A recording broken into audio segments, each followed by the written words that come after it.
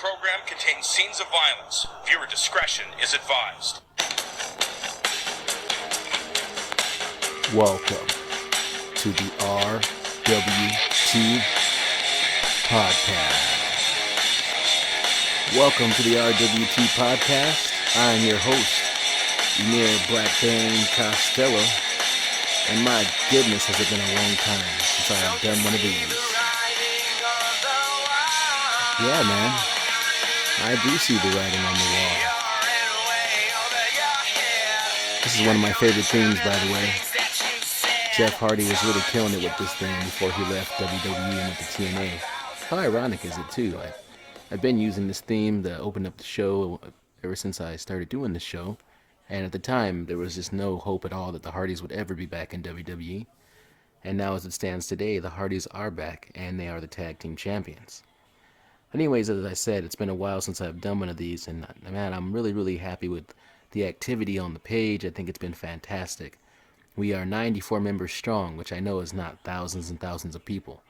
But I would say, if you're on the page, you can see everybody stays pretty entertained, everybody's talking shit, and posting stuff all day long, and I think it's a pretty good group of guys. Nobody gets censored. I think we all have a pretty good time there. So, oh, by the way, off top, I just want to say, if you hear noise in the background, like that corn man, I apologize.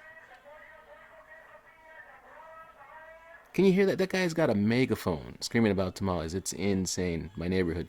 Normally I record early in the morning, but you know what? I just can't do that right now, so I'm being forced to record in the evening, and my kids are awake, and the TV's blaring, and, you know, the tamale man's outside doing his thing, so I apologize. But before I get started, I just want to give a shout out to some of the new group members that I just recognize have been making the group fantastic. We got Brian Green, who I did a podcast with a while back, and that was good. Shout out to Brian. Daniel Crimmins, who I refer to as the link god. If you ever want to link to anything, you just want to be able to click a YouTube link or some sort of link on the internet to see a video of anything, Daniel is the link god.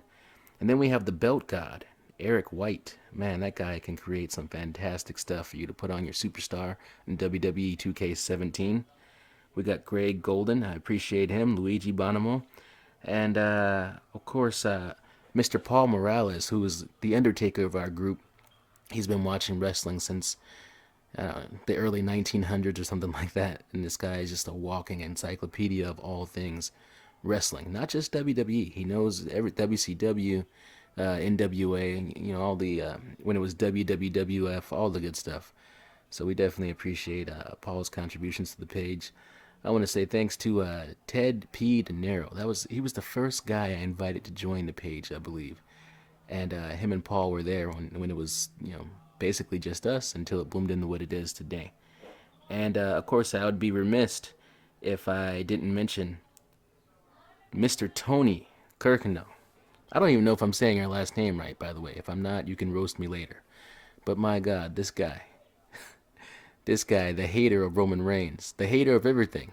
And I think the thing that Tony hates most of all, Monday Night Raw. He has no love for Raw.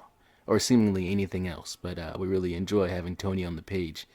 He is probably the biggest heel on the page. I know we did a poll about that, and there were some people who felt like Ted was the biggest heel. In my opinion, I think I think Teddy had that crown when we first started, but I think Tony has taken over because he's like Adam Carolla, and Adam Carolla can complain about anything, and so can Tony, which is fantastic. It's entertaining, and we all appreciate it. But anyways, guys, it's so good to be back and doing this again. I've spoken to a few of you. I've reached out to some of you guys, and I'm going to be doing, probably one podcast each week and having different guests come on and talk to me, and hopefully everybody will support the podcast and listen and give your opinions afterward, and just, I don't know, we'll see where this thing goes, man. I do also have a guest today, which is crazy. This guy I have known since 2007. And found out that he was a wrestling fan like I was when we were both working at Walmart. By the way, shout out to all the people on the page who still work at Walmart, whether it's California or New York. I've noticed a lot of you guys work at Walmart. Me and this guy, we started at Walmart together, okay? So it's just some irony there. But I actually went to my first WrestleMania with this gentleman, and we have been brothers, and we have partied, and we have been watching wrestling together for forever. And so his name is Tony Gonzalez, and coming up after a quick break, I'm gonna bring him in, and we're gonna just shoot the shit, tell some stories, tell some jokes, and just talk about wrestling, man. So we will catch you right after this. Introducing McDonald's new signature crafted recipes, like the sweet barbecue bacon sandwich, tangy barbecue sauce made with sweet onions, thick cut apple with smoked bacon, and topped with crispy golden onions on chicken or seared beef.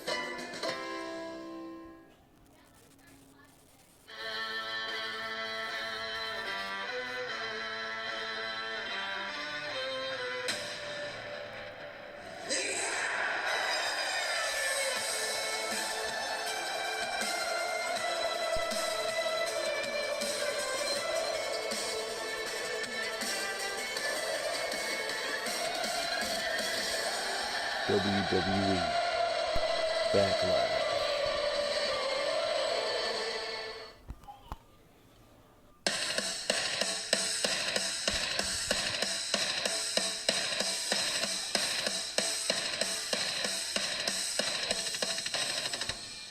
Welcome back to the RWT Podcast. And as promised, I got the man, the myth, the legend, Mr. Tony Gonzalez on the line. Tony, how you doing, my man? How you doing, Emir? Long time no see, buddy. How's it been? Everything's been good, man. So you were in Long Beach, Compton area for a while, and then all of a sudden it seems like you've just jumped over to Bakersfield. What's up with that? How did that happen, man? I know, right? Sometimes you gotta learn. Actually, no, I'm gonna put it in the old school way, how the Undertaker once told Shawn Michaels. Sometimes you gotta go through hell to make it happen. It's been a long road. Been trying to please my family, all of them. You know, trying to move in with the wifey and then having the mother move in with the wifey and I caused a lot of problems. And I, put my foot down and bada bing, bada boom. Yeah, man, I can't even. Here's the thing about mother-in-laws. Wait, is this your mom or your mother-in-law? Oh, my mom. Okay, so the thing about it's this tough thing, right? Because you live with your mom growing up for all these years, and then something somewhere happens in their life where they need to stay with you for a little bit.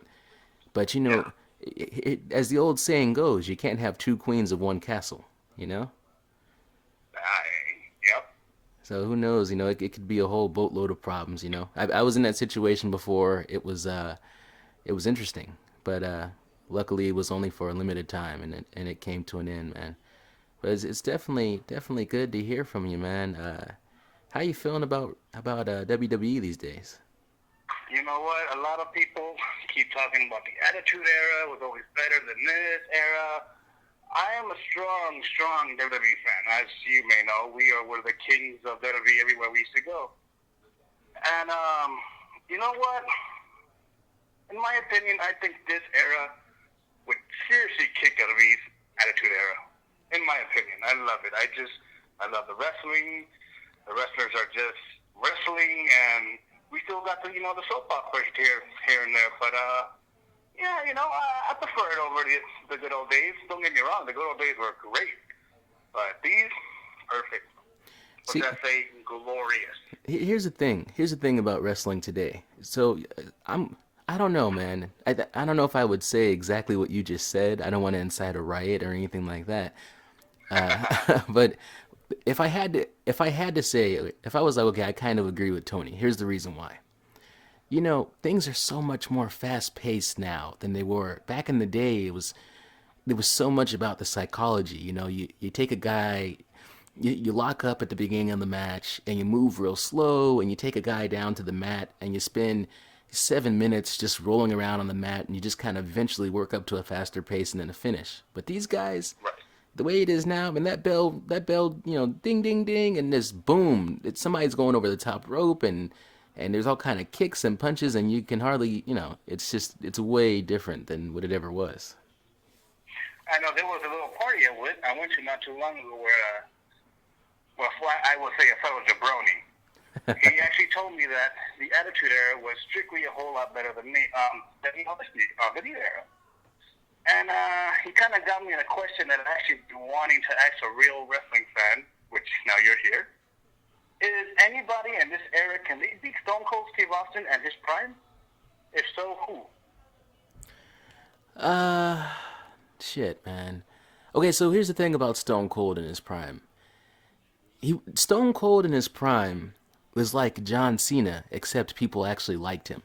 And when I say that he was like John Cena, it's like, you never watched a Stone Cold match and actually thought he was going to lose. You assumed the Rattlesnake would always find a way to pull it out. He would, no matter how the odds were stacked against him, at some point, even if he gets his ass whooped the whole match, he's going to get up, he's going to do that Luthez press, and he's gonna stump a mud hole and walk it dry. He's going to hit a stunner and crack some beers open, and he's going to celebrate, and that's how the show is going to end.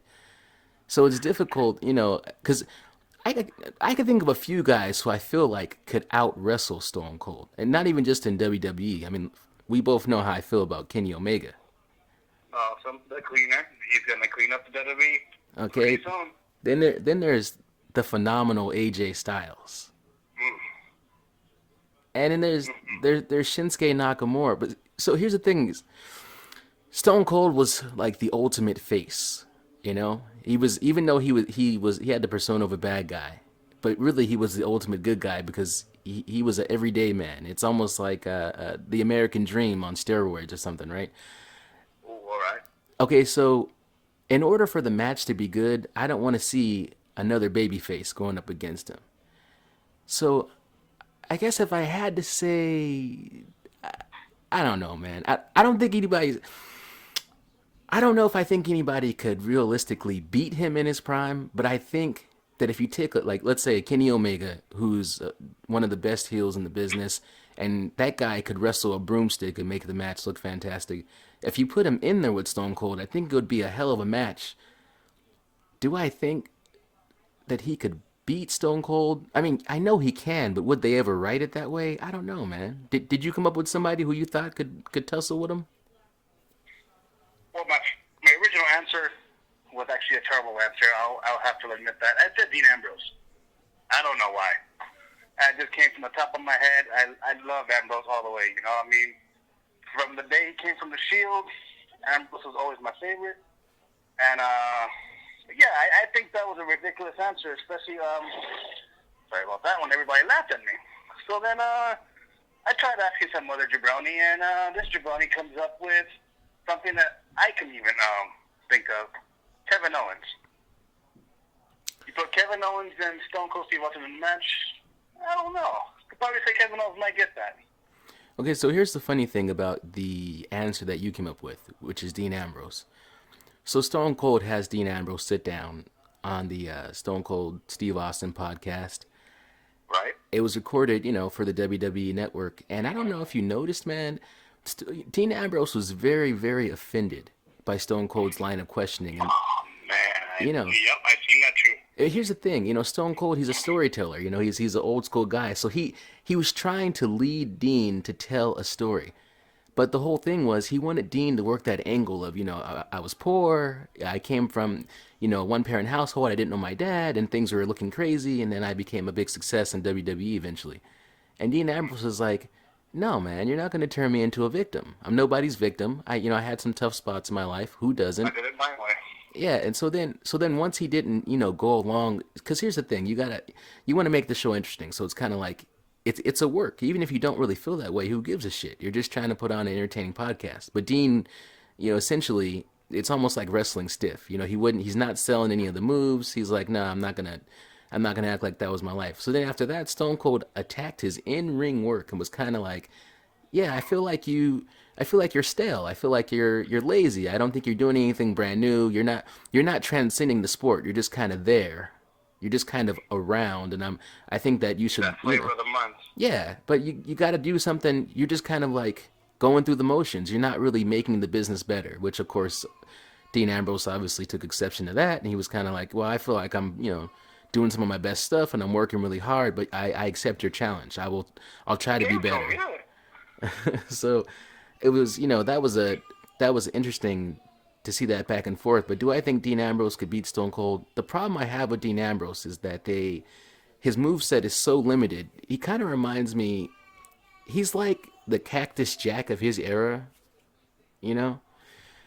And I don't know, man. When he was the champion, he had some really good quality matches. The problem is he doesn't have a lot of moves. He's just got that, like, what's that clothesline he does where he just like bounces the back? lunatic clothesline? Yeah. Yeah. And the elbow from the top rope. I agree. I see where you're going. And he's got the double arm DDT, but that's it. The rest of the match, he's just like jumping in a guy's face and just kind of attempting to pummel him, right? So it's not really a lot of tact there.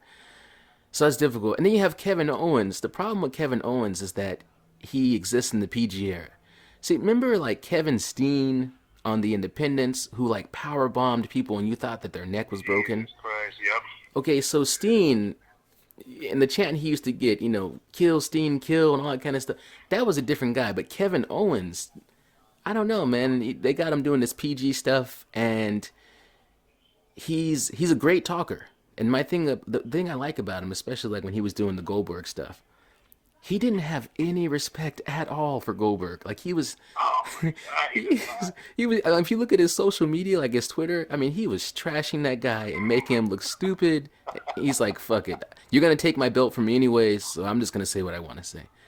So I think he can hold his own. He can hold his own on the mic, but it's kind of like the problem is someone's actually pulling your own strings. That's kind of hard to move around. Yeah, they're limiting what he can do. It's like that, right? For all the wrestlers, look at the cruiserweight division. It's like these guys were fantastic on the independent scene, and they come to the WWE, and WWE is like, here's a list of 300 moves you're not allowed to do here, and then they're handicapped. So I think that Kevin Owens versus Steve Austin could be a great match, but it could not be great inside of a WWE ring. That's my answer. What's that correct answer? Because we all seen, man, when Kevin Owens debuted on NXT, he was a monster. Yeah, man. I mean, guy was just brutal. They put him up here in WWE, and man. Speaking of which, I don't know if you've actually caught every single show on WWE Network, which you can also get it for, $9.99.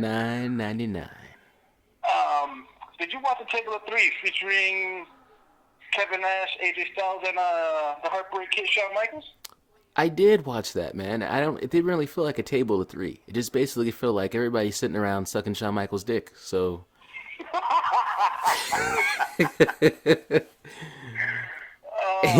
God. He's doing that thing where he's I like. cannot stand the way Shawn Michaels talks, though. He's like, yeah, no, he's like, no, you don't have to suck my dick. But he's not stopping anybody. He's like, hey, no, you don't have to. Really, you can take my dick out of your mouth, but just keep sucking. Because I'm Shawn Michaels, so fuck it. Jesus Christ, yeah. That story he told AJ Styles about why he couldn't accept his match. That would have been a dream match, but at the same time, I don't think Shawn Michaels got it no more. I think the thing about Shawn Michaels, well, first of all, I don't know if you know this about me. Obviously, you and I were in the building for Shawn Michaels' last match. Okay? Oh, yes.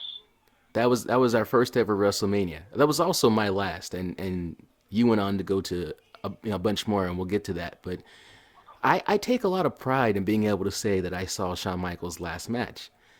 So every time they talk about him possibly coming back, I'm like, no, don't come back, because that's all I got, man. Is to be. You're ruining it for us, man. Yeah, if you take that from me. Made me cry that night. Right. Shawn Michaels could come back today and be as great as he ever was. But the whole thing is, he's got a lot of pride, I think, and he's made such a big deal out of, I'm retired and I'm not going to be like those other guys who are retired and come back. So I think I think he wants to. He sees AJ Styles and he's like, man, of course he thinks he could beat AJ Styles and he could perform at the top level with him. But he doesn't want to have to eat crow, So he stays away. And this guy is being approached by Triple H and Vince McMahon and AJ Styles himself, and I think he just doesn't want to have to be able to be like, yeah, I said I would retire and then I came back. He just doesn't want to be that guy. So it's just not worth it to him, Leave him alone. Come on. Leave him alone. Yeah, man. But speaking of Mr. WrestleMania and WrestleMania itself, I think you are Mr. WrestleMania, brother. You went to that first one, WrestleMania 26 in Glendale, or Phoenix, Arizona, and then how many did you go to after that? Like, just name all the WrestleManias you've 7 been in a to. row. 7 in a row, man. How did that happen? What's going on? That was the choices of, like I said, when we're young, we're dumb, and as a fanatic, you want to go to every single spectacular event ever. That one WrestleMania just did it for me. I said that was going to be my one and only. Yeah, 7 years later, I finally decided, you know what, I got to stop being childish, give up this dream that I keep on saying it's a traditional thing for me to do, but that was the reason why I'm in Bakersfield. I saved up all my money, and instead of hitting WrestleMania, decided to just create a new life. So first for the best, I miss, oh my God, I miss LA County like crazy. But man, I'm not going to lie. The boys took me to Vegas to catch WrestleMania, and it was in this little bingo hall. This small little bingo hall, and I don't know if anybody or yourself is familiar with this event called WrestleCon, where you meet and greet current, past wrestlers. It's around WrestleMania weekend. Well, this is where I got to see Bobby Heenan, and when I seen Bobby Heenan, you seen how his current photos are. It was very, very depressing. Like, very depressing to be there. So we go to the bingo hall, and I'm just looking at all these fans that are not hyped. They're just there just to watch WrestleMania on a big screen. And I'm just like, no, this can't happen to me, man. So we're watching it. I kid you not, when WrestleMania started, Julio, my brother, and my other big brother called Big Will, they looked at me when the stadium was showing. I completely cried like a little baby in here. I cried like a little baby, and I walked out. They were like, what the hell, Tony? This is just WrestleMania, bro. And I'm like, oh, no, WrestleMania's life to me, this and that. But, yeah, it took me a whole hour. I went to the hotel. Man, did I call the marijuana delivery services, and did like Stone Cold as well. RWT and Steve Austin both put together, and I made it to see the Hardy Boys. And, yeah, it's a great WrestleMania, but just not to be there live, it still stings like a little biatch, man. So you missed the entire first hour of WrestleMania just trying to get over the fact that you were in Vegas and not in Florida. Yeah. Big time childish, but I was telling them, like, you know, wrestling is a whole new ballgame to me. A lot of people have different kind of passions. They'll have football, baseball, or even fucking working out. You know, they go to the gym here and there. When they don't go for a whole week, they get bummed out. Me, it's wrestling.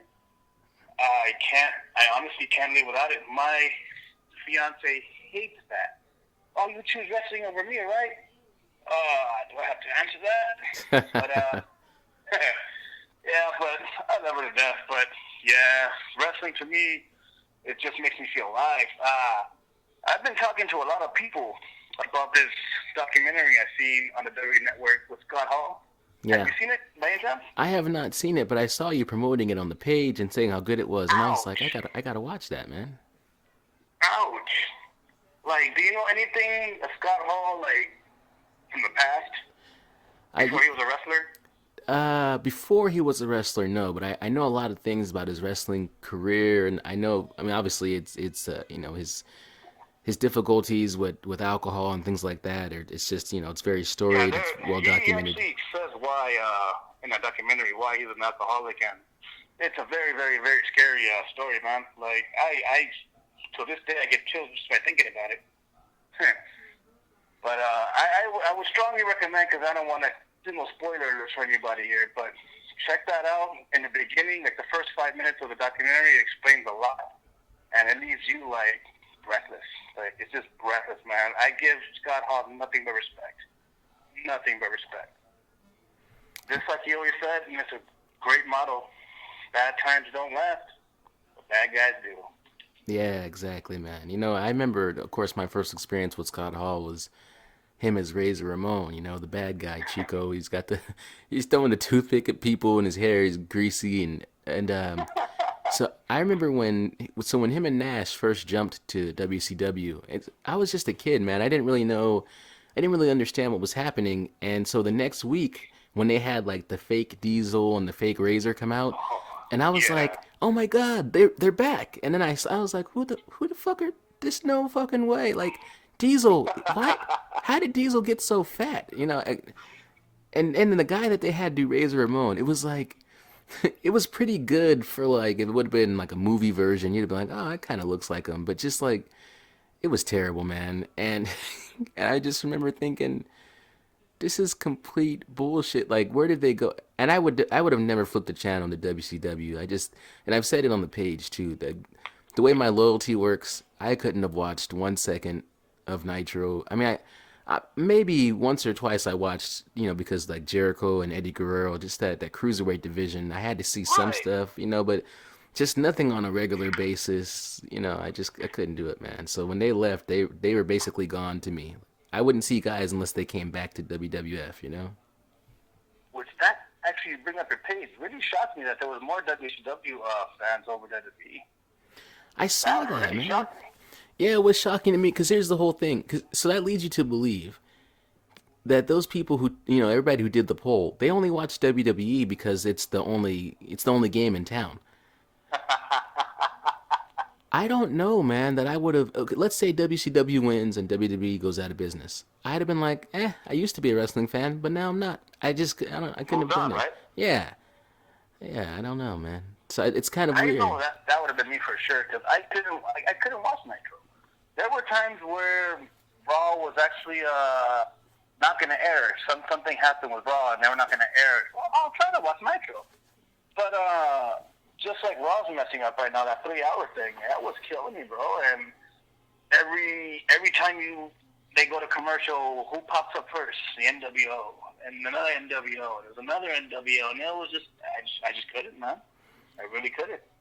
And I was really disappointed, too, because when our boys, you know, Generation X, decided to invade WCW, nobody came out. I was expecting something amazing to happen, but yeah, it just went nowhere. Yeah, and that's the thing, too. You know, so my mindset was skewed when it came to stuff like that.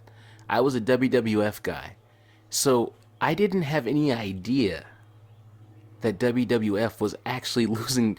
Like, when you see, like, people... So DX goes out there, and they're doing the invasion, and they're like, hey, man, how much did you pay for the ticket? And they're like, these tickets were free. And I'm like, exactly. For free. Yeah, I'm like, fuck you, WCW, you fucking low-life piece of shit company. You can't even get fans. But look on the TV, man, in the ratings, they were killing us. I didn't have any idea. When you got fans saying that they're getting tickets for free, I'm like, yes, we're winning. We're kicking their ass. No, we weren't. We were getting pummeled. It wasn't even close for a while, you know? I think that's a smart move, but the only thing that pisses me off is if I would have known about that, I think I would have probably went to one. That's what I'm trying to say. Because I have never seen, like, a lot of people is going to hate me for this one. Well, okay, I'll say it. My childhood idol was Hulk Hogan.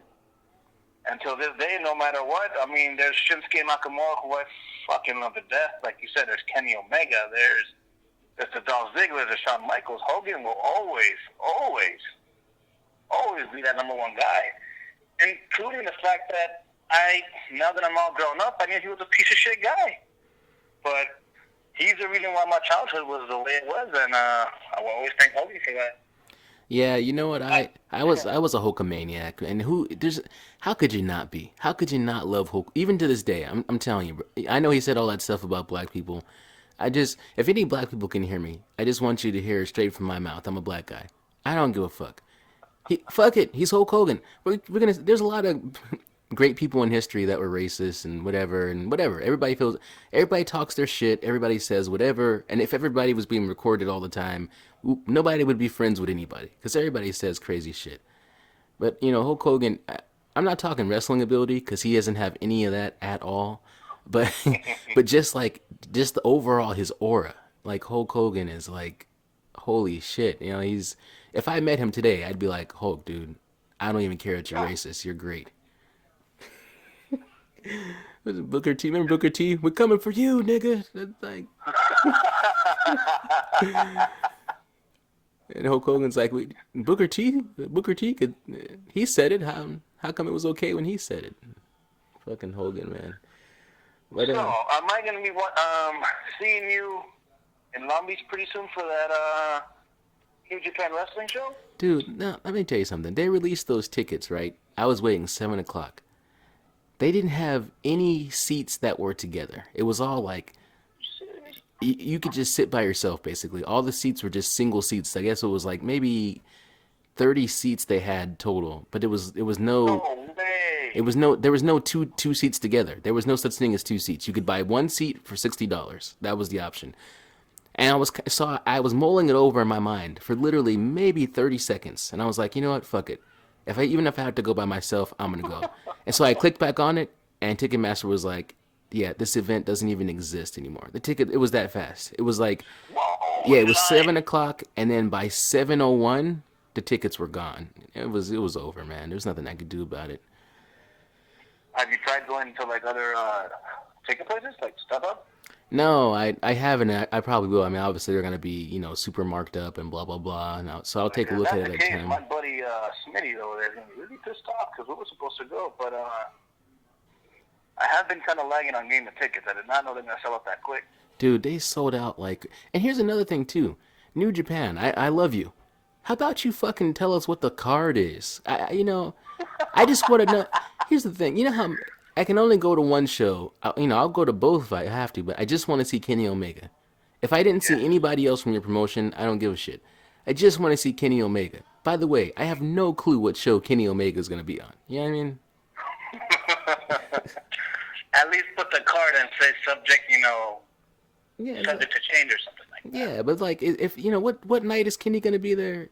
I mean, I don't know, man. So that's frustrating. But hey, man, I wanna talk about some of our old times real quick, because there's a story I just remembered the other day. I can't get it out of my mind. I was at your house. I don't even know. I think it was your birthday party. You know what? I'm gonna cut you off right there. I know exactly what day you're talking about, because till this day, I have been dying to get that revenge on you. Revenge? I don't know why. That is like, we've had so many moments together, brother. We've had so many at work, outside of work, partying. We went to WrestleMania. That was our first ever. But that super kick, whew, that is like the number one memory I have of you.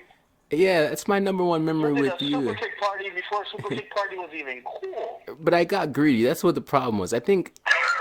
Here's the thing. All right, I'm gonna tell the story. Okay, so we're at your party, and this is back when I used to drink Jose Cuervo straight from the bottle. We were younger. Our livers were strong. We could handle it. So I just got super drunk immediately, like with no time at all. I don't even know. It's one of those things where you're like, you don't even know. Just all of a sudden, you just realize, holy shit, I'm drunk. I don't even know when it happened, but I'm telling you, I'm drunk. And I just remember I super kicked you, and I was like, because I was drunk, I didn't give a shit. I'm like, fuck it, I'm just going to kick this guy. And then, I don't know when you did, I never figured this out, but I got a little greedy, and I'm like, I'm going to get him again. But I didn't realize you were on to me. You were very quiet about the whole thing, and I went to super kick you again, and you sidestepped me, and then you just hit me in the face, but not with your hands. At the time, I was so drunk, I couldn't even identify what the fuck was on my face. I was so confused. And it turned out that you had antiqued me. I didn't even know, first of all, what the fuck? You hit me in the face with a handful of flour. But at the time, I'm so gone. I'm like, what the fuck is on my... I was very confused. And then before I could figure it out, I don't know if it was Julio or if it was Joe, but somebody ran up and then hit me with the taser. I'm already drunk and confused because I don't know what's on my face. I don't know how I missed the kick. And now I'm being tased. And I was just like, I have no idea, man. It's I don't know, 15 years later or whatever it is. I don't even understand that sequence of how it went down. I just know it was fucking hilarious. Wild nights, man. They were wild. Till this day, I was talking to my fiance about this. Like, last month, I believe, and man, that the birthday party was just phenomenal. There was so many liquor in there, and as a birthday boy, especially at that time, I was a party boy. Yeah. Everybody was like, "You need to take a shot with me. You need to take a shot with me." And I'm just like, "Fuck it, I could do this. You know, I've done this before." No, about about what? It was maybe about 10-something shots of just random alcohol and chugging. That I just remember, I was sitting down, just chilling, drunk out of my mind. Probably puked a shitload right next to myself. I do not remember. All I remember, when I was sitting down, my back was against an apartment, and I'm just like, all right, I think I'm ready to get up, maybe. I just put my face right up, and here comes a big old super kick. Yes. And you just walk away. And I'm just like, what the heck just happened? What was that? And I just get up. And I'm just like, okay. Emir did something to me. He's walking away. Which one of y'all just kicked me? I'm just like, yeah, because I had Smitty on one side, Julio was on the other side, and he just super kicked me. And I'm just like, huh? What was that? And I did not know what the hell just happened. All I hear was just, oh, you got sweet chin music. How does your own fucking finisher look? You stole your finisher. I was like, oh, that's it. Wait, hang on. Because here's the thing. So that's what the reason why they're saying I stole your finisher is because at the time you were HBK and I was Triple H. I was the game. That was the gimmick. Yeah. Oh man, you know, to this day, I have a lot of people still calling us that. Yeah, man. So when did you grab the flower? That's what I never figured out. You know what? I don't even know. I think I was probably eating flour for anything. I don't even know. But that was just one of the other things. That was a dirty shot, classic moment, like flour to the face. I don't know if I was trying to get you, or if I was trying to get my brothers. But I felt something like a Spider-Man Spider-Chan thing. But I called it the drunk senses. And yeah, that's when I had to sidestep. Like, oh, R2. Let me put R2 right quick. And hit the triangle, and I don't know where that flower came to this day because I remember my cake was destroyed that night. Yeah, it was. It was that Kristen. Oh, that Kristen. Yeah, how about okay, so then we took it to the next level because I don't know if you remember. So one of you crazy motherfuckers comes out with the kendo stick. Oh, that's Joe. Joe's fucking crazy ass hit me like on my kneecap. Then attacked you, I believe, in the back. Okay, so then he hits me, and I'm like, you guys are some fucking pussies. That didn't hurt. I could take any shot. So then Big Johnny, remember Big Johnny? Oh man, yep. Big Johnny's like, Emir, if I fucking hit you with this stick, I'll break you. And I was like, fuck you, Johnny. By the way, just to set, Johnny was like, what was he, like 6'5" something? I mean, this guy. He almost looked like, what was his damn name? Hey, you know what? For all you guys that know New Japan Wrestling, he just looked like a lighter version of Bad Luck Fale. Yes. And he was a big guy. I mean, this wasn't a skinny guy. This guy, he packed the punch. And I'm like, I look at him, I'm like, I basically take my shirt off and I give him my back. And I'm like, you hit like a fucking pussy. Hit me. I bet you anything you can't fucking hit me hard. This guy whacks my back like we're going back to slave times or something. And I like fall on the ground. Everybody's like, holy shit. But because I'm drunk and my body's numb, I can't feel anything. So I jump back up and I'm like, fuck you, hit me again. And this just went on. It was almost like that Tommy Dreamer, may I have another situation. It just went on and on. I don't even know how many times. Now that I'm older, I look back at that. It's like he could have destroyed my kidney. What was I thinking?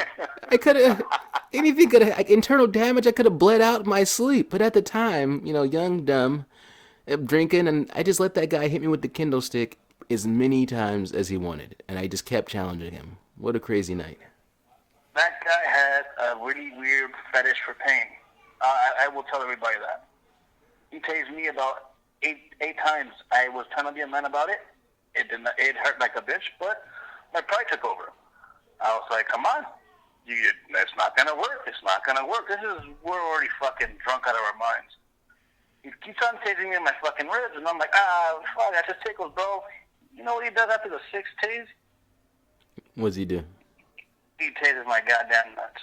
Oh my god, you guys I are go down. the real life jackass. That guy. That's another guy I miss, man. Hopefully he comes out sooner than later. Where is he? He's in shit, man. He got locked up. Airstrike, actually. You know what? About a while ago, it was on the news. I think about 2 years ago, it was on the news. He was from the LA. I forgot their names. Harpies, something Harpies, and they did something with the school, and they caught him, and Johnny was one of them, and he did time, and he got transferred.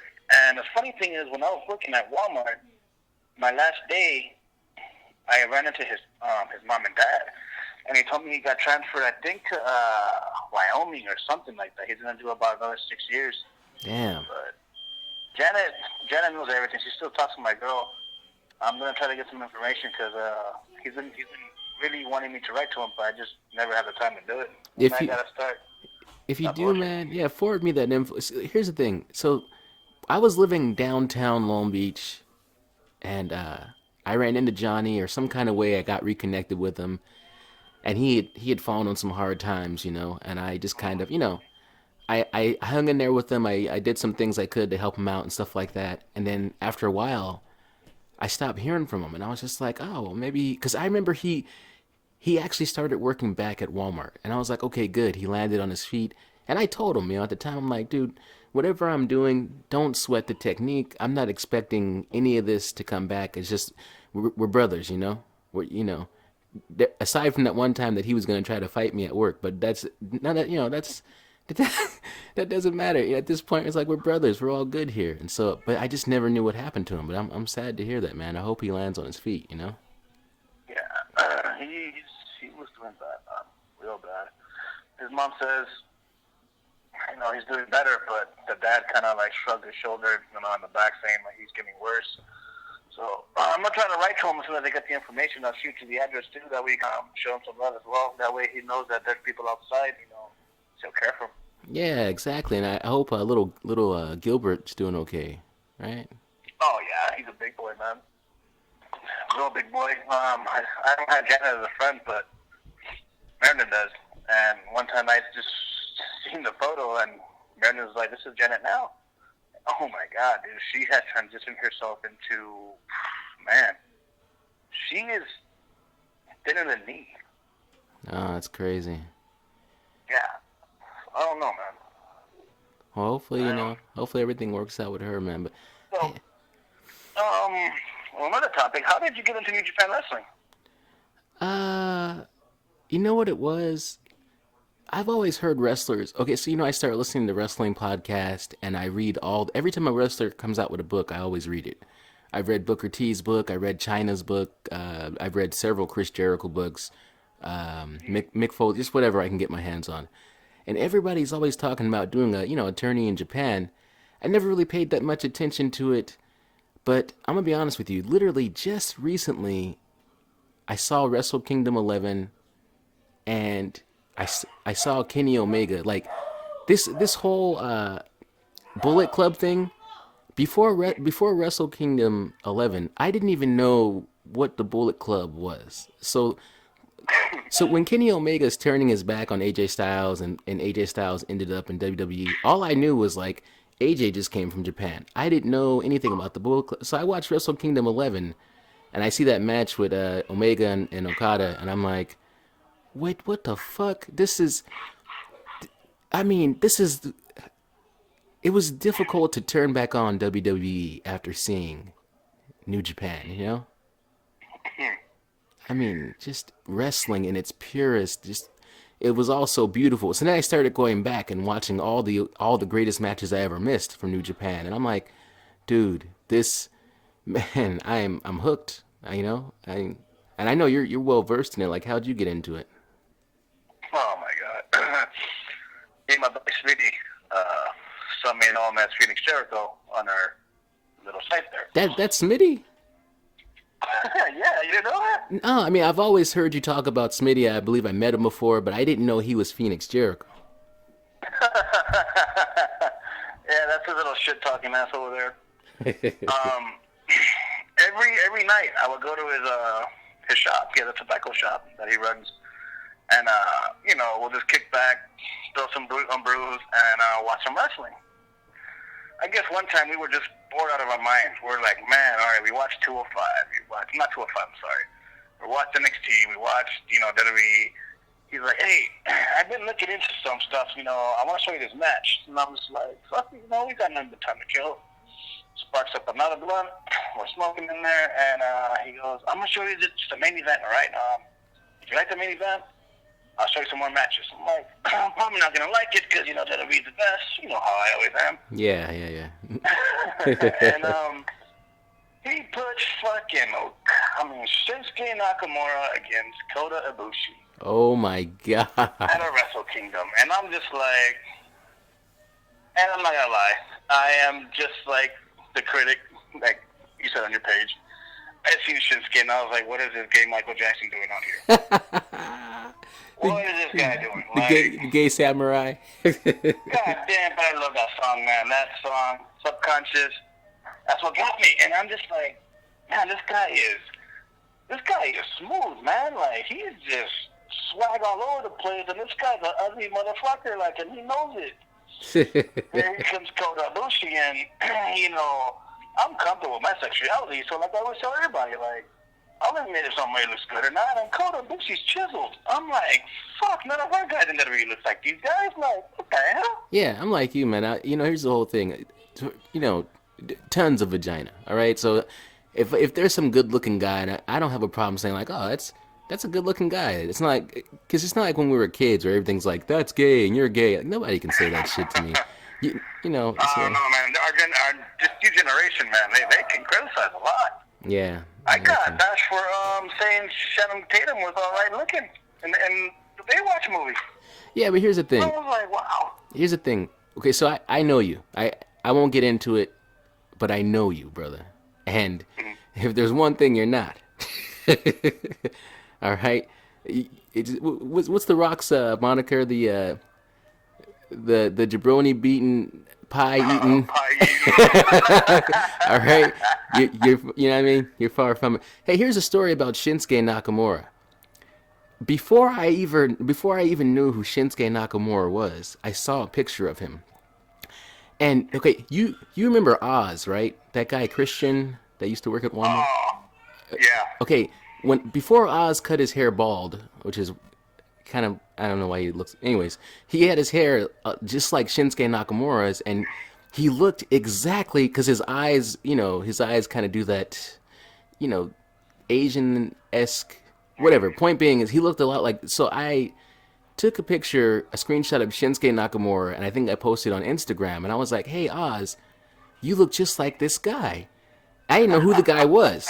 I was just like, this is some wrestler in Japan, and you look just like him. And he was like, I don't know how I feel about it. That's what he commented. I don't know how I feel about that, blah, blah, blah.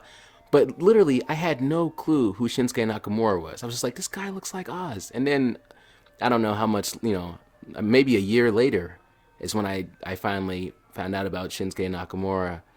And I was like, holy shit, that's the guy that I thought was Oz. That's fantastic. I had to block Oz 400 times.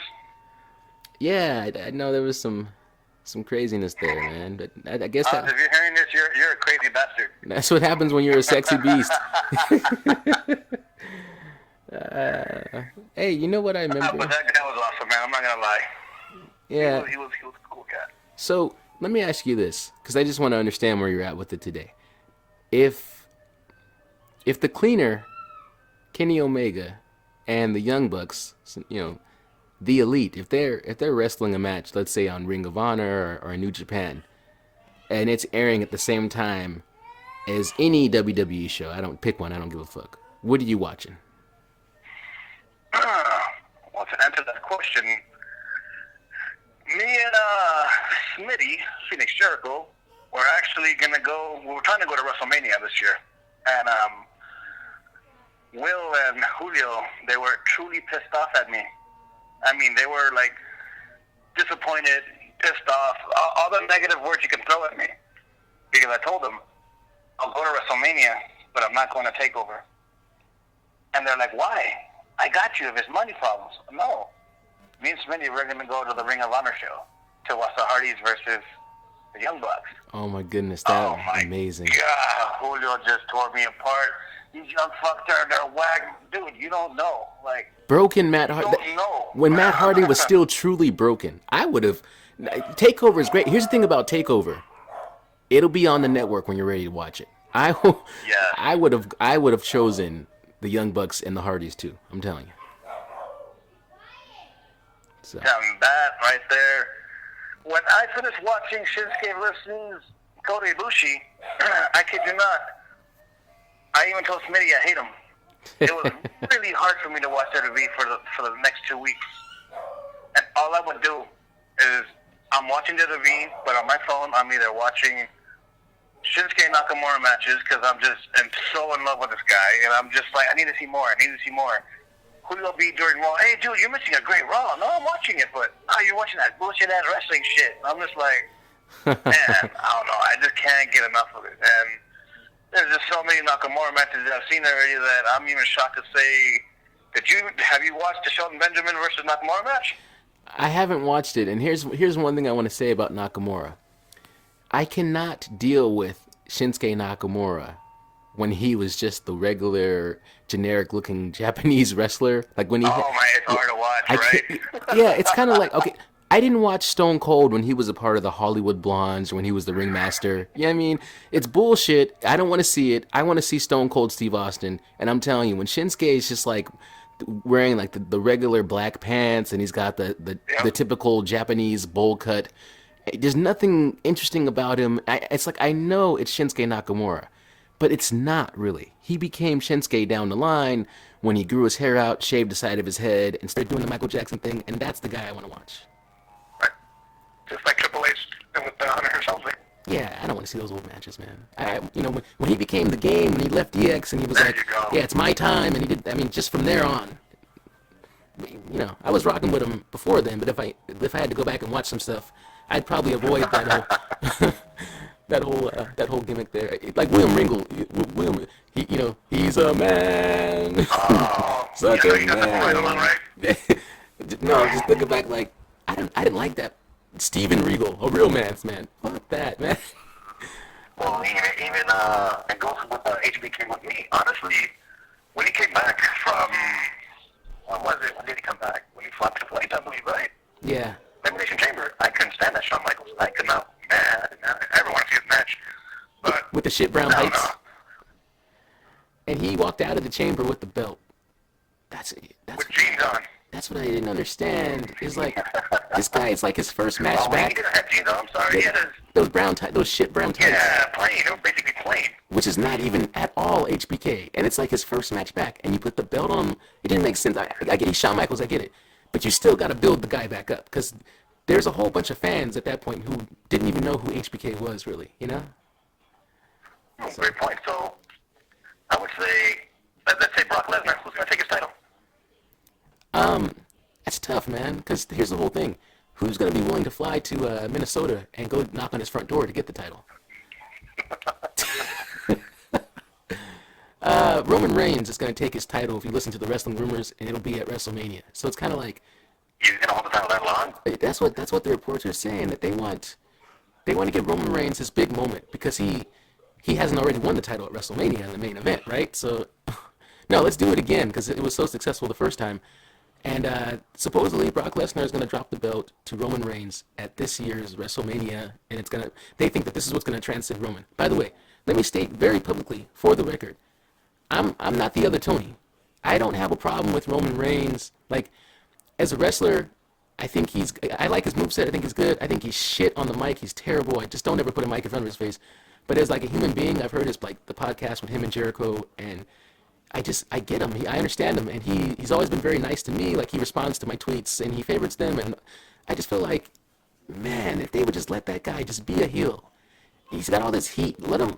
I think they're afraid that if he turns heel and starts attacking the crowd back, that somebody's going to jump the guardrail and try to kill him, Yeah, honestly, I don't know. It's hard. I mean, I cannot say I don't like him, but I don't like him. What about Julio, though? He's a huge fan. Like, half of his years on Roman Reigns stuff, which kind of shocks me. And I'm just like, bro, like, how do you like Roman Reigns? His first answer is always going to be, well, because he's fucking awesome, you know, this and that. But during the Shield days, I guess, I chose Ambrose. Joe picked Rollins because he was almost like him. He was, let's say, always more successful, too. And we got Julio, the big guy, which was Roman Reigns. And he just ended up, oh, okay, I'm like Roman Reigns. And the Roman Reigns kind of got more popular. He still stuck with him. And, yeah, Roman Reigns to me is just stiff, man. But he's not bad. I'll give him that. You know, he's not bad.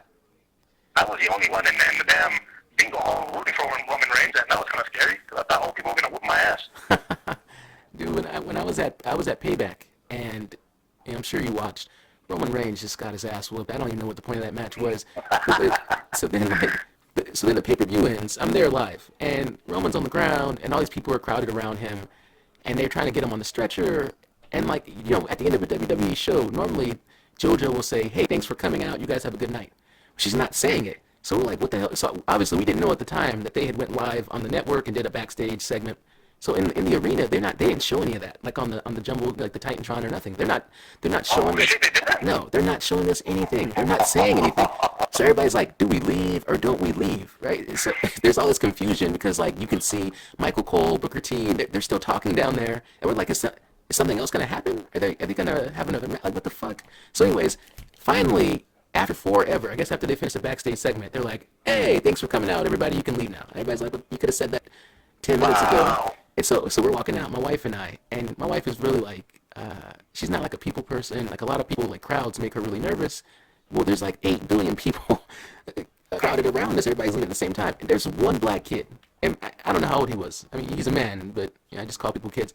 This guy's like 6'6", and he's dressed exactly like Roman Reigns. And, okay, just understand this. We're in San Jose.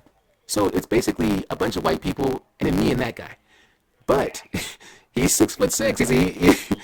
They're all looking at him like, fuck this guy, because he's dressed like Roman Reigns. But here's the thing. What are they going to say to him? Because everybody's thinking, I want to say fuck you, but I don't want to get punched by a 6'6" black guy. The guy's huge. So he looks at me. This, you know, black people do this. They acknowledge each other like, hey, I'm black, you're black. All right, good. We got that taken care of. So he looks over at me, and I'm like, you're a brave man, brother. He's like, yeah, I got to do what I got to do. I'm like, all right. He just walked away. It was like the most random interaction. I don't know. Here's another note from San Jose. So that's the arena for the San Jose Sharks, the NHL hockey team. There's a guy there in the crowd who's got a cast on his leg. He's walking to his seat, and everybody starts booing this guy, this random fan. Fucking guy's wearing a Penguins jersey, which is the rivals of the Sharks, right? He's already beat up. He's already got a cast on his leg. He's hobbling to his seat, and the arena goes nuts. Boo! They're going crazy on the guy. So he's just like giving the friendly wave, like, I get it. I shouldn't have worn the jersey. So he sits down. Well, probably 20 minutes later, guy's got to use the bathroom, get some nachos, whatever. He stands back up. He starts trying to walk because he's in the floor seats. That's why everybody can see him every time he makes a move.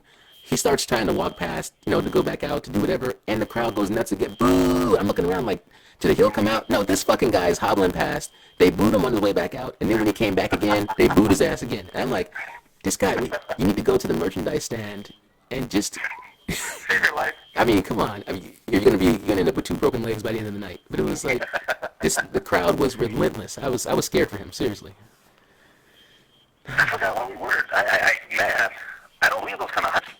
When somebody tells me that you cannot say something because there's diehard fans here, I don't care when I say that. So I'm not a big baseball guy, but I remember Will told me I forgot where we were at, and they hate the Dodgers.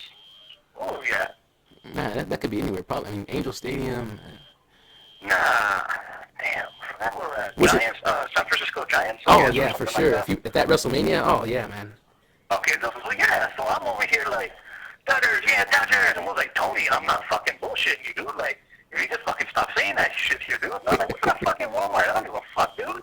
Yeah. And I say Dodgers, dude. I kid you not, this 76-year-old lady gave me this look like she was gonna kill me. You better take that bullshit back to LA. Like, you see what the fuck I just said? And I'm just like, I looked at that old lady and typical Tony's dumb. You know what I did? Super kicked her. Did you super kick her? Oh my God! I wish I had that power to do it. I just told her to suck it. But yeah. This year's WrestleMania in Vegas, of course. I was so hammered, man. I wanted to just, I don't know. I had Young Bucks in my mind the entire time. I went to the WrestleMania bingo hall thing with my Super Kick cereal T-shirt on. Super Kicks. People were looking at me like, if this motherfucker really came with a New Japan Wrestling shirt to a WrestleMania event, I'm like, man, what? Suck it. Exactly. Guy with the Roman Reigns T-shirt. Hey, Roman Reigns fan, yeah, suck it. Oh, Kevin Owens. Oh, yeah, suck it. I'm like, what the fuck is wrong with this guy? And, yeah, Joe was like, dude, you said suck it in this trip about over 1,000 times and did not get punched in the face. I am shocked. After WrestleMania was just like, Roman Reigns pinned the Undertaker. Yes, you know what? Fuck you, Undertaker, because you retired my boy, you know? Yeah, or whatever. HBK. But I was just so happy. We went out, celebrated. I told every single person in their eye to suck it. And I was like, Super Kick. And they were just like, huh? And I'm just like, whatever. Yeah, Hey, you want a Super Kick? Suck it. They're just like, what the fuck is going on with this guy? You don't mess with crazy. That's the thing. Okay, so if you got one guy in the room who's challenging everybody, everybody's thinking, holy shit, this guy's got no fear. I can't fuck with him. Like, because you don't want to be the... Everybody's thinking I should just knock this motherfucker out. But in the back of their minds, they know if you're crazy enough to challenge everybody in the room, you could probably punch a motherfucker out. And they don't want to be that motherfucker. They just came to see the show, man. They don't want, you know... They don't. Hey, how about this for a WrestleMania moment? You and I, we're going down the highway. We're on our way to Phoenix, Arizona, heading to Golden Corral. And that was my first time at Golden Corral, by the way. It was great. And so, remember, we stopped on the side of the road, like at a rest stop. There was like a big park, and we went into the bathroom, man. I don't know. So anybody listening to this, if you know John Morrison, who's now in Lucha Underground, he's Johnny Mundo, which is such a stupid fucking name. But anyways, when he was John Morrison in WWE, he would come out, and the effect during his entrance is that the fireworks would be like rainbow fireworks going off in the background, but they were going off like horizontally, you know, and then everything started moving in slow motion, and they had these two fans they would set up in front of him, and his hair would be blowing in the wind, but everything was in slow motion while he raised his hand. It was if you were there live, you're like, what the fuck, where's the slow motion? But like, yeah, but if you're watching on TV and you can see the camera effect, it's fantastic. So anyway, you and I go into this bathroom, and there's one of those, you know, you wash your hands and then you hit the button on the machine and it blows the hot air, but somebody had pointed the nozzle up. So you had your hair, like you had long hair at the time, and your hair is like pretty curly, but you had it straightened, you know, because you're trying to look the bomb and everything at WrestleMania. And so you hit the fucking button, and you realize this thing's blowing your hair, and we both like instantly click like, hey, you look like fucking John Morrison. So we remember the cell phones back then? Like I pulled out my fucking flip phone or something like that, man. And I captured the video, and your hair is blowing in the wind, and I'm like, this ain't no make-believe. And you're there, you got your eyes closed, you're smiling, it looks totally euphoric, like you had just taken the best drugs in your life. And I'm like, we're so fucking done. We're not even in Arizona. Like, if anybody walks in here right now, they're going to be like, what the fuck is wrong with these guys? They won't get it. You guys still got the photos, too. I got the rest up for the titles, but the funny part about what you just said is that Golden Corral, what that waitress was saying about you. What was she saying? I don't even remember, man. I hope it was good. She actually believed you were in the main event, WrestleMania. Oh, yeah, because we both had our title. We had the title belts with us. We walk in the Golden Corral with the championship belts, and I had the world heavyweight title, the WCW one, you know. And you had that the WWE championship, yeah, with the rated R with the spinner. We walk in there, and I'm here's the thing about me. I'm a big guy. I look, you know, I got a title belt, so it's all of a sudden you had that accessory. It's believable. And she's like, yeah, you're gonna wrestle at the show tonight. You know me, I sold it like a motherfucker. Oh yeah, man. Main event. You never heard of me? I'm whoever. I don't even know what name I said. No, I still remember that day, man. You're like, yeah, I'm Kodak. I'm doing your main event today. Quickest battle on the line. God damn, you sold that shit so nice. She kept on coming back. How are you guys doing? Are you guys having fun? You got anything? I'm like, oh my god. Damn, first of everything you ever saw in your life. Yeah, man, you can get. That's the funny thing about it. You can. Fame whores is what they call them. You can, if there are some fame whores around, you can get groupies quick. You know what I mean? Man. I should try. Remember they had the. I don't think you were there, but just not too long ago they had the show in Long Beach, the first ever like WWE live event in downtown. Oh, I missed that one. Yeah. Okay, so I was there. I went to, there's like a FedEx in downtown Long Beach, and I went there right before the show so I could print my tickets out. And as I left the FedEx, and I was wearing my wrestling shirt, and there's this family. It was like a black guy and his 2 kids. They all had on wrestling shirts, and they had parked down the street, and they were walking over to go to the event. And they looked at me, and I was like, I recognized, well, they have on wrestling shirts, so do I. They're obviously going to the show tonight. I just kind of thought it was cool, like this dad with his 2 kids, and I was like, hey guys, enjoy the show tonight. Yeah, I kind of put on like my deep voice, blah blah blah. And so the kid, like one of the kids, was like, oh my God, that's, and I didn't even hear what he said because I was still walking away. I don't even know who he thought I was. So the dad stopped, and this other son stopped and looked like, is that him? Is that him? And I'm like, what the fuck? So I stopped and turned around, and then the kid's like, oh, that's not him. And just kind of like shrugged his shoulders, and they start walking away. And I told my wife when I got back to the car, I was like, man, those kids thought I was somebody. Like, who could it have been? And she was like, Mark Henry. I'm like, come on, man. It is the only logical answer, but damn, it hurt. Come on, I wouldn't have said that. Yeah. I would have gave you, no, but you know what? His credentials speak a lot. I will give that to the world's strongest man. Yeah. I would have said that. I would have said Apollo Crews. Yeah, I can't even. You know, what is wish. he doing wrong? Here's the thing about Apollo Crews. They're not letting him. When he was Wuhan Nation, he had a lot of crazy moves. The same thing they do to the cruiserweights. Oh, you have like 20 awesome moves. Unfortunately, we're going to ban 17 of them. So if you're in WWE, you can do about 3 of your moves. That's not enough to impress the crowd. And another thing, he's just like a super shiny baby face, like in its purest form. He's not a baby face like Randy Orton, who acts like a jerk, but the crowd still likes him, baby face. He's a baby face like eat your vitamins, like Hulk Hogan, without all the, it's just not the, nobody, it's corny. We don't want to see this corny ass, you're sitting out there and you're smiling, like, the crowd wants to get behind somebody who's intense. The sad part is that this kind of didn't work. I see him trying to beat Bobby Lashley, and I don't know why. Yeah, man. Hey, Bobby Lashley, I know Bobby Lashley's had some success in TNA, but if we're being honest, he was not successful in WWE. You know what? I was so rooting for him, and that's the reason. Damn you, Bobby Lashley. Damn you. You're the reason why I actually had to cut my hair. Did you place a bet, man? I placed a bet because stupid ass Johnny, because he doesn't really watch WWE, but he was like, fuck it, I'll throw a bet at you. John Cena's gonna beat this guy. Hell no, Bobby Lashley's on fire.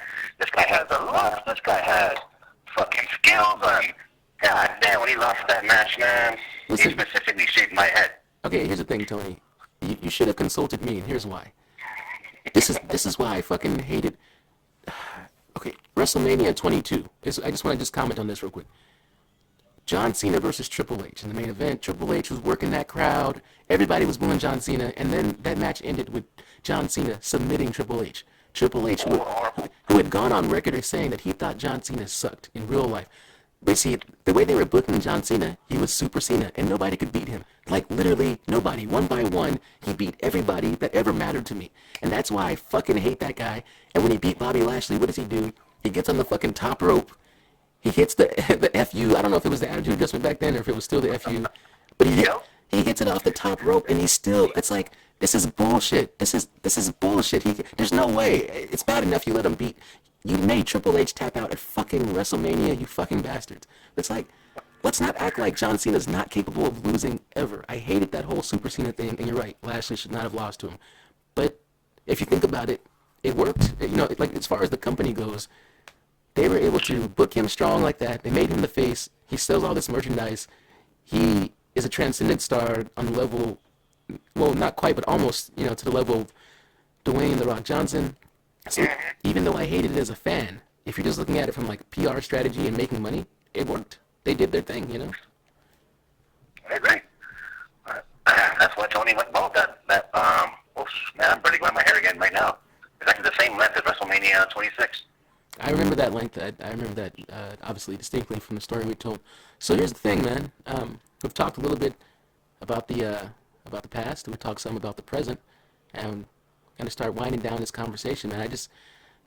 Going forward, man, like, because I'm starting to go to more like live shows, and I want to go to some more like independent stuff. You you let go of WrestleMania this year to make a move for your family and stuff like that. I just got to know, is there a timeline on wrestling for you? Like, is there like, okay, by this age, I don't anticipate I'll be watching it anymore, or do you think you're just going to be like a lifelong fan? I know it. It's going to be a lifelong fan. And the sad part about it, for now that we're talking about past, present, our future, I never in my 100,000 of thoughts ever would have thought my little girl, 4 years old right now, would be walking around, shaking and twitching like Nakamura, and I'll constantly just hearing his music on YouTube. She knows just about every single wrestler's theme song already, and AJ Styles and Nakamura's obviously her favorite, but yeah, like, I don't know, I think it's just something that's gonna just keep growing and growing for me. It's just something that's never gonna die. I've been watching it since I was 3 years old, and I tried quitting it. Oh my God, we had some rough times. The Golden Age era, I think that's where I started. Well, I don't even know where I started. But, yeah, no, this is going to be a lifelong thing for me, brother. This is life. Yeah, I agree with you, man. Yeah, I think I'm going to be a fan for the rest of my life. And my kids are way into it. I post stuff on the page every so often. Oh, man, I love it. Yeah, I love your kids, man. my baby I'm doing the Enzo Amore thing the other day. And you can't teach that. He's swiping his arm left and right. This kid's not even 2 years old. You know what I'm saying? He's 1 year old. I'm like, in Big Cass is 7 foot tall, and he raised his arm up right on cue. This guy, my kid, learned how to count because of wrestling. One day he grabbed 2 stuffed animals, and all he does is wrestle everything. He wrestles like he makes 2 remotes wrestle. He'll grab my daughter's Barbie dolls and make them wrestle. He wrestles shoes, anything. So this day he's got 2 stuffed animals, and he makes one jump on the other and pin him. And then he goes 1, 2, 3, ding ding ding. And I'm like, what the fuck? You can count? It's only to 3, but it's impressive because he's 1 year old. Do you understand what I'm saying? And wrestling, my passion, taught my son to count, which makes me look like I'm slacking as a parent. I should probably be teaching my kid to count. But the fact that he ended it with the ding ding ding at the end, because he gets it, man. And when I play WWE 2K17, he will sit there and watch me play for hours. When I'm watching the network or the paper, he will, brother. If I just put wrestling on and left the house and went to work and then came back 8 hours later, he would be right there still watching. He would have shit himself by then. But he would be there. You know, like wrestling could babysit my kid. That's how much he loves it. And then there's like Emir Jr. Dude, my kids, as a matter of fact, so Monday Night Raw is coming up, June 26th, Staples Center. Me and my kids, me and my daughter and my son will be there. And then my wife wants to go to SmackDown June 27th, the next day, which will be in San Diego. So we're just, making a little bit more money out here now. I just got my bachelor's degree, and I'm getting ready to start my master's program. Congratulations. Thanks, man. I got a pretty good job now, and so all of a sudden, we're going up and down the road and going to shows. My wife, the last 2 years, because her birthday is April 3rd, the last 2 years for her birthday, she's had a WrestleMania party. By her choice. I'm not pushing this on her. She got with me, and she became a legit fan, and she loves it, man. It's good for the whole family. So we're just going to keep doing it, man, and see what happens. Man, you know what? And just for the record, no BS or no nothing like that. You've been one amazing person, and you've gone through a lot. And I've seen your downs, and by God, I've seen your ups. And I just want to say, I bow to you, man. You've conquered everything and above. And half of the stuff that I'm doing now is because I'm trying to fill in those shoes that you've actually done. You stepped up, and man, you're a great father, man, great friend, great brother, great husband. That's what I've seen, and I want to thank you, man, from the bottom of my heart. I thank you, man. Over the years, you have been one of the most fascinating characters I have ever known in my life. But you have always been my brother, and no matter what's ever happened, there's been some unsavory things that I think different times that have probably transpired and things like that. None of that shit ever mattered to me. Like, I'm gonna be honest with you. No matter what, you're one of those guys that's always gonna be good in my book. I don't give a fuck. I don't care. You know what I mean? I've always loved you, and I always will, brother. And it's a pleasure, man. It's a pleasure to know you, to be talking this wrestling shit with you, and it was good to catch up today, man. It was good to talk to you, man. I really appreciate you coming on the show. I hope when you get a chance to listen back to this, you're not too hard on yourself. People are the first time they hear this stuff. We're gonna have some more memories, but I guarantee you that. Yeah. I know we're gonna sit down pretty soon, hear this podcast, maybe before we go to a wrestling event. You just may never know, man. Yeah, driving down the road, we could play it back and be like, we sound like idiots. And Look at that stupid laugh. Yeah. That's Mark. But it's a good time to be a wrestling fan. I appreciate you and Joe and you guys being a part of the page, it's nice to have somewhere to go.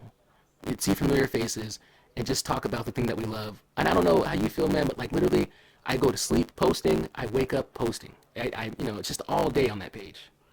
It's all right. All I do is when I go to Facebook, I go straight to that page. Besides that, I try to get off of Facebook now.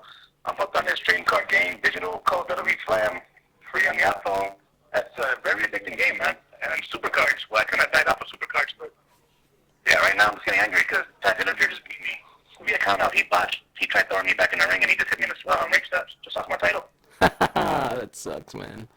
Well, have fun with that, man. And again, I appreciate you coming on the show, brother. I would definitely have you back on soon because you have a lot of wrestling expertise to offer. We didn't really get into a lot of it. This was more just about all the good memories. But there'll be some more things to come. When you talk to Joe, let Joe know. I want to do a show soon with him. Maybe I can have him and his wife on at the same time. And that would be crazy to talk to like a wrestling couple. But otherwise, man, thank you so much. Yeah, I'll definitely let you know. Yeah, man. It was good talking to you, Tom, man. I'll talk to you soon. All right, brother. Too sweet.